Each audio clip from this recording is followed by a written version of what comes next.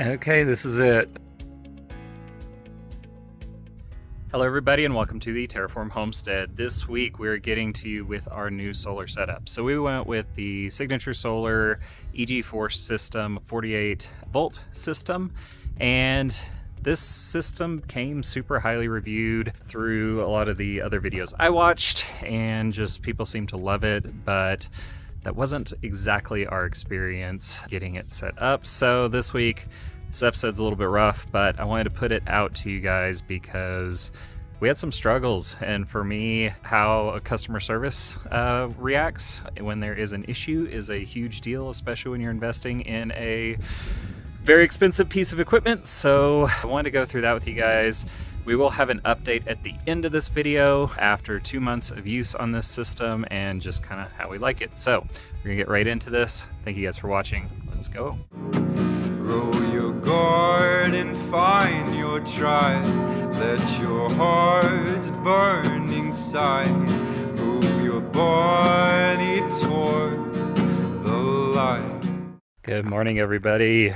Welcome to the Terraform Homestead. I have a new project that we are starting on today. Still kind of an extension of our workshop build, but this is something that I've been wanting to do for probably a year now, since last winter. Our solar upgrade. That's what is going down today.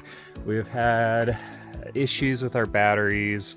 We're using Tesla car batteries, and basically, I don't know if it's a combination of user error and or I bought them off of eBay from some sketchy dude, but 2 of the 3 batteries are shot in the last 2 years, and one of them's just holding on for dear life. So finally broke down, spent the money, and got a new system. So that's what we're going to be installing today. I'm happy to take you guys along. If you have not been watching our series on our workshop, you should. It is a cool building, and we are very close to finishing this guy up. Just need to do some paint, rainwater collection, little odds and ends and stuff here. But this has been a big deal because we've had to do this whole building to get our new solar setup in. So we have this little garage thing, weird creature, whatever building back here, and this is where we're going to be storing our solar. The nice part about this is currently our whole setup is way on the other side of the property, which meant I had to run very expensive wire from over there to over here. Right now, you know, if we're using table saws and power tools and heavy duty stuff, we're doing high draw electrical stuff in the shop. My house over there just has a little apartment refrigerator. The root cellar really just has lights. The pump house is here close, so that's the other big draw is our water pump. Getting everything back over here for our high draw stuff is going to be really helpful because we're not having to run a couple hundred feet. I think that's like 500 feet or something like that worth of line to get from where our inverter is now to our shop. So putting everything back here, I did end up going with a all-in-one kit system this time. So we've redone our electrical system a couple times. We have one system here, and then we have one system down at camp. Yeah, it's basically an all-in-one inverter, charge controller, and then we have 2 48 volt, 100 amp hour batteries that's going in. So to kind of put that in usable terms, right now we are looking at our system that is, I think, a 250 amp hour battery at 24 volts. In an ideal world, that would give us around 4,000 watts of usable storage capacity. This is 2 48 at 100, which puts us at 9,600 watts times 0.8 for you don't want to discharge your batteries below 20%. That bumps us from 4,000 in theory to around like 8,000, something like that. In actuality, I'm pretty sure our Tesla batteries only really give us around 1,000 watts of storage right now because they suck. With that, we're gonna get into busting these boxes open. Finally excited to get this all set up. Okay, so been getting this stuff put together. It's a little bit overwhelming because I don't want to mess anything up and hit my first snack. So This terminal here is shot. These are brand new batteries, brand new out of the box. And this terminal here just spins. I can't get the screw off to put the lugs on, which is really annoying. So it looks like it's something that could easily be replaced. So I reached out to Signature Solar. I just sent them an email. I'm gonna see, it's Saturday afternoon, so we'll see how their customer service goes, because I really don't want to have to ship this 100 and something pound battery back for a freaking screw that's loose. So for now, I've got 2 batteries. What I'm going to do is use this one as the main one, and then hopefully they'll quickly ship me a new part with this, and once I get that new part, I can just add that extra battery onto it.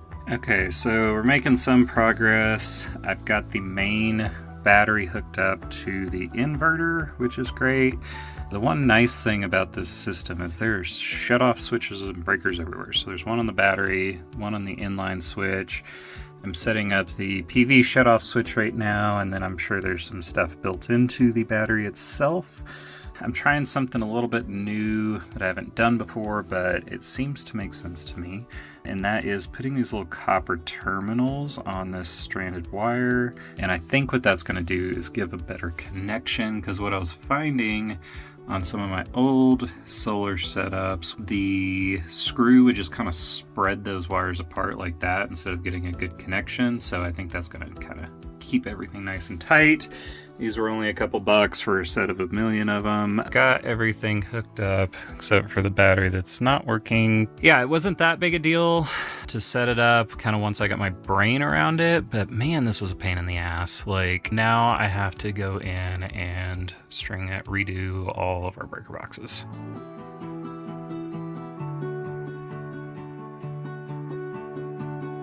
What we got running here is, this is our sub panel right now. Our main panel is over behind the tiny house, and there's a sub panel in between. So it's main panel, sub panel, sub panel. Basically what I want is the workshop to be the main panel and then reverse it. So the tiny house main panel will become a sub panel, the middle sub panel will still be a sub panel, and then this will be the main panel. Okay, this is it. This makes me nervous, but it is what it is. And yeah, gonna shut this annoying guy off because he beeps at me all the time. We're being done with the Tesla battery that doesn't actually charge all the way, and I gotta take everything apart, and hopefully it works. I got everything shut off, and now I'm just trying to figure out where everything's going. Basically what I gotta do, you can see we've got our ground and neutral on the same bars. I gotta go pull the other grounding bar off of the other panel and put it on this one. So that way I can separate our grounds and separate our neutrals, because this will be a sub panel, and also remove this screw. So we're gonna do that.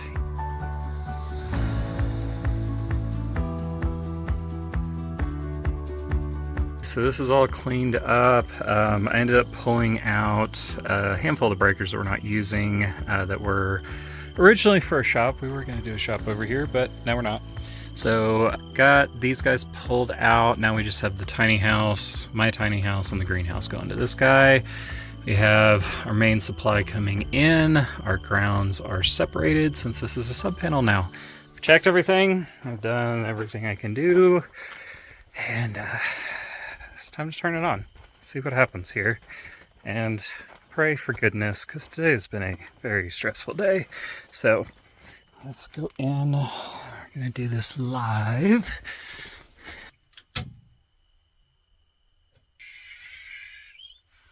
Battery's good, running.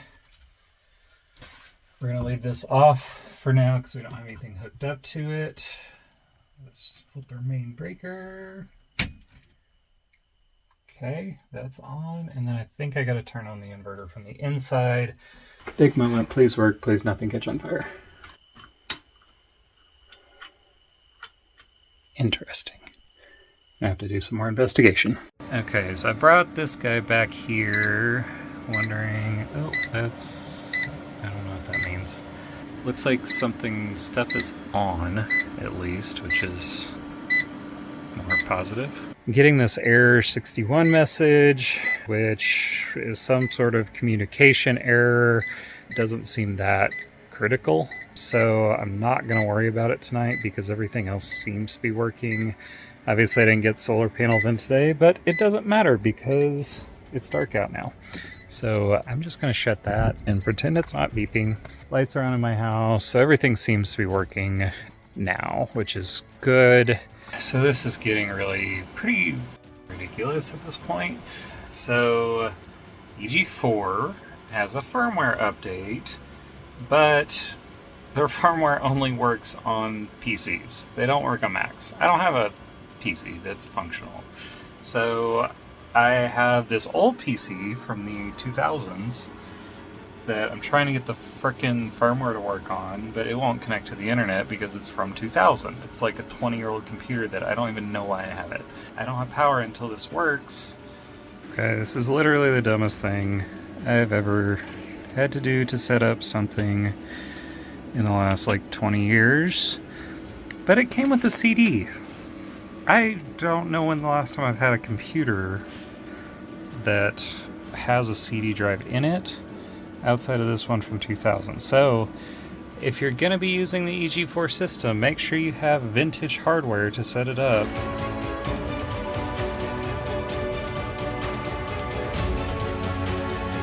Okay, so it's about 8 o'clock at night.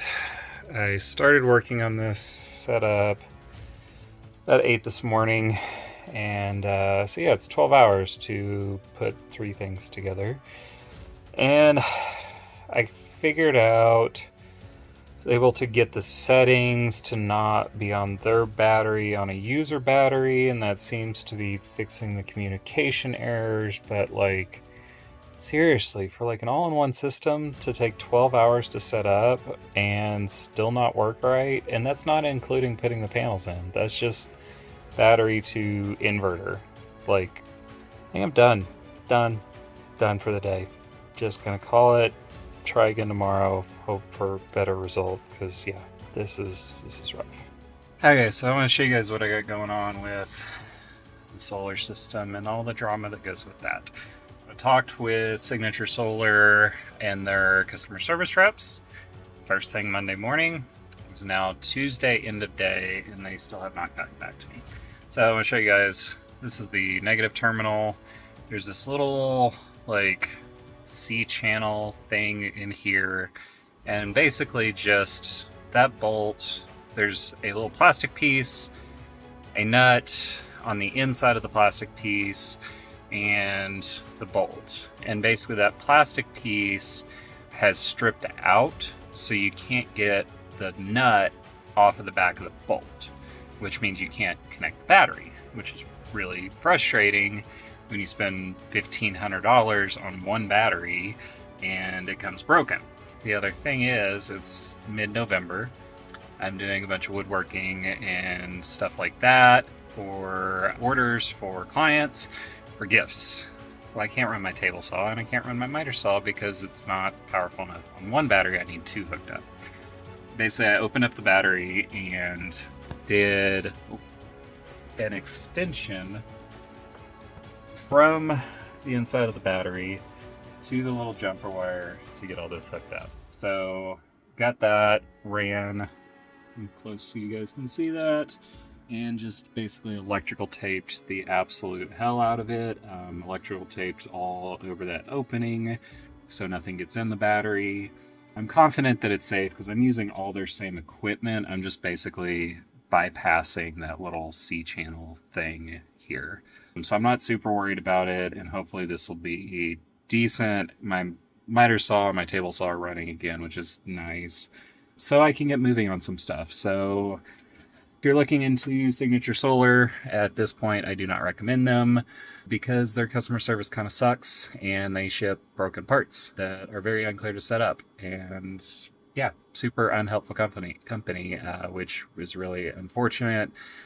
Because now that I'm $5,000 in on this system, I'm pretty committed to it. So yeah, buyer be warned, and don't go with Signature Solar if you can avoid it. Because yeah, they don't got their shit together. So, such is life. I'm gonna get to some woodworking. Thank you guys for making it this far in this video. This was not an easy episode to put out just because it was a lot of struggles. I found it really irritating that with the system we've got, when it came broken, basically, their customer service is not super good about getting back to people on time, responding to emails, shipping things out in a quick and fashionable way. So our part that was missing from this took a total of 14 days from the time of putting into the request to actually getting the part to our door.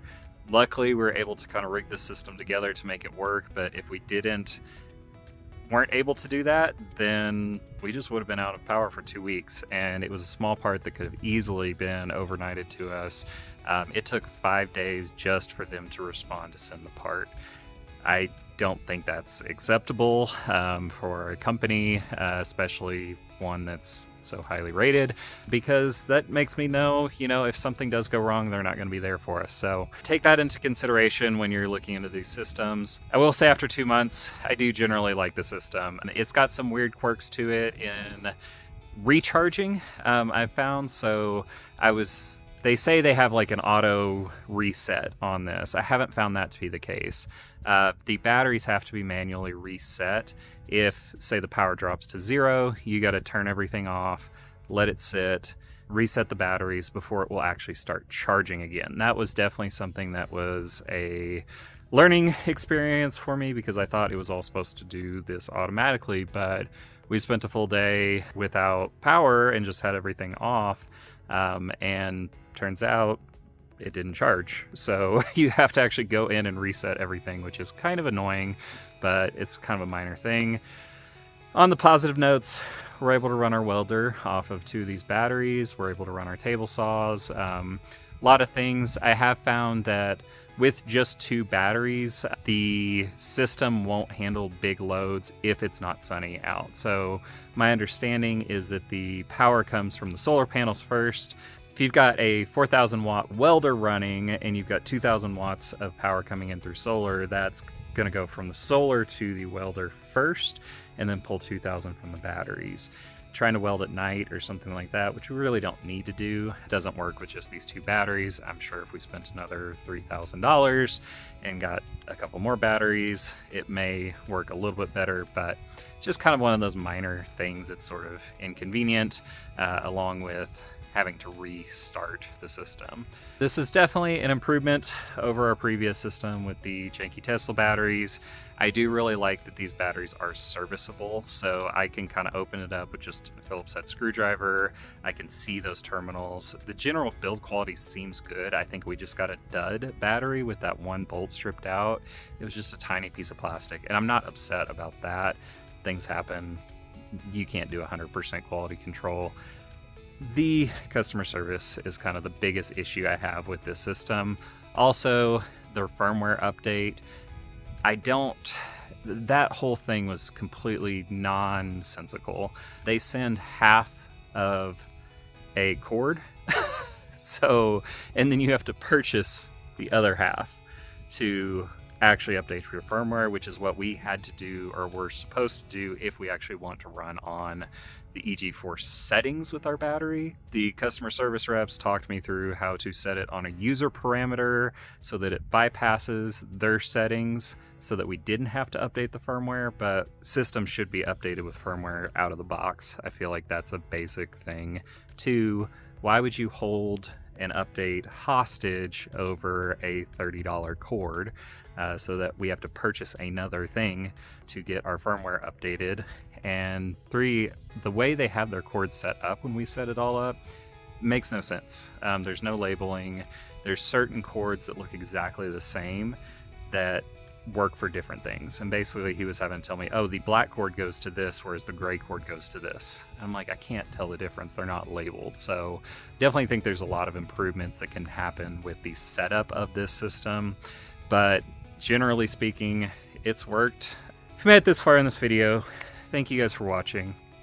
I'm sorry this is not like the most uplifting, upbeat episode that we've ever done, but you know, I think it's important to kind of show the wins and the losses out here. And for people that are interested in the Signature Solar setup, you know, take these things into consideration, because I know whenever I was researching it, I had not seen anybody that, you know, actually told you how it was setting these things up. And I've got a fair amount of experience with solar, and it was still a big struggle. Yeah, the all-in-one system is not all that it's cracked up to be. But anyways, thanks to you guys for watching. We're going to come to you with something more fun next week.